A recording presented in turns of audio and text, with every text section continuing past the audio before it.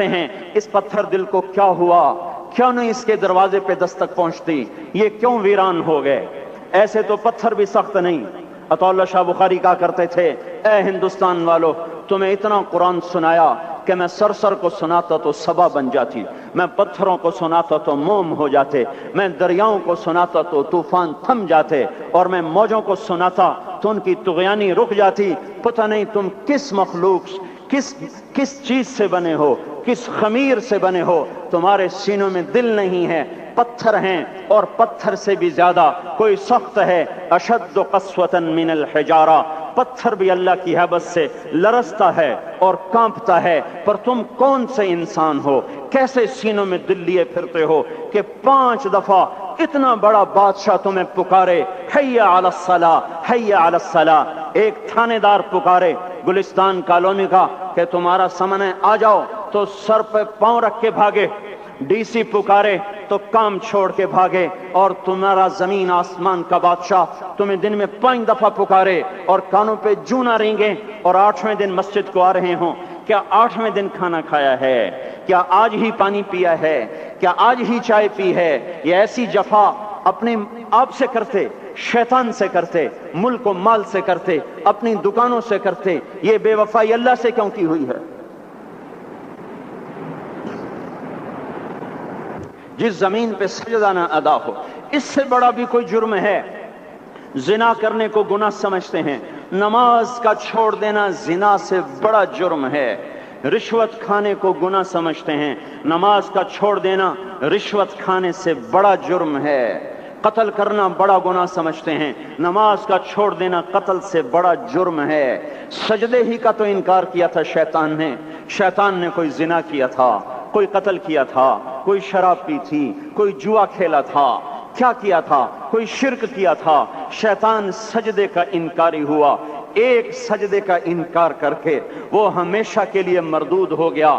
اس مسلمان کو ہوش نہیں ہے جو روزانہ دن میں 5 دفعہ 20 سجدوں کا انکار کیے بیٹھا ہوا ہے، اور پھر آرام سے روٹی کھاتا ہے، آرام سے چائے پیتا ہے، اور آرام سے کہے لگاتا ہے، اور آرام سے اخبار پڑھتا ہے، آرام سے بیوی کے پہلو میں لیٹتا ہے۔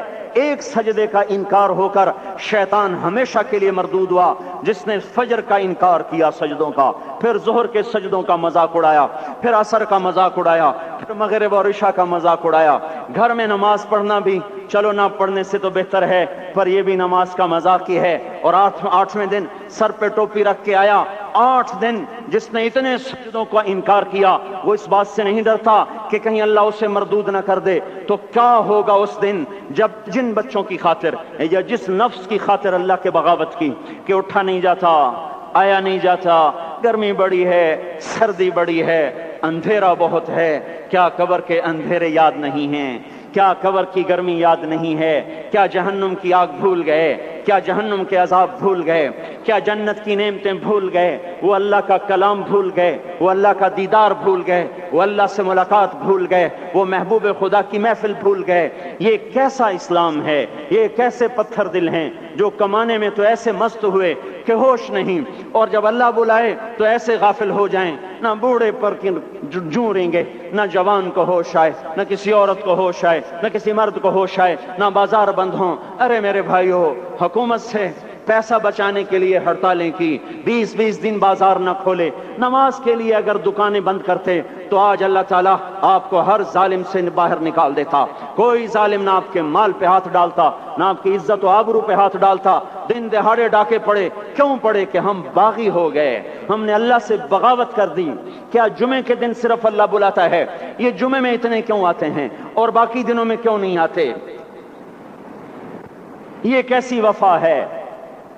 اور ایسا وفاؤں والا اللہ کہ زمین بولے اے اللہ اجازت دے میں گلستان کالونی کو نگل جاؤں، سمندر بولیں مولا اجازت دے ہم چڑھ جائیں، فرشتے بولیں اے اللہ اجازت دے ہم انہیں ہلاک کر دیں، اور جس کے سجدے کا انکار ہوا پڑا، جس کا 8 بازاروں میں جس کی شریعت کا مذاق اڑایا جا رہا، وہ جس کوئی غیرت خود جوش میں آ رہی کہ یہ میرے بنے ہوئے گندے پانی کے بنے ہوئے نطفے سے بنے ہوئے، میری غذا کھا کر، میرا رزق کھا کر، میری ہواؤں سے زندہ، میرے پانیوں سے زندہ، میری روٹی سے زندہ، میرے دیے ہوئے گوشت سے زندہ، میرے دیے ہوئے نظام سے زندہ، یہ میرے ہی منکر بن گئے۔ 1500 रुपए का मुलाजिम आपको चाय की प्याली ना दे तो आप कहते चल छुट्टी कर, हम कोई और रखेंगे। और जिसने इतना बड़ा वजूद बख्शा, आंखों में चराग जलाए, कानों में फोन लगाए, दिमाग में बरकी रौएं दौड़ाई, दिल को धड़काया, सारे बदन के तो खून पहुंचाने का निजाम चलाया, फेफड़ों की फैक्ट्रियां चलाई, रगों में खून पहुंचाया, हड्डियों को ग़िज़ा पहुंचाई और आंखों को ग़िज़ा पहुंचाई,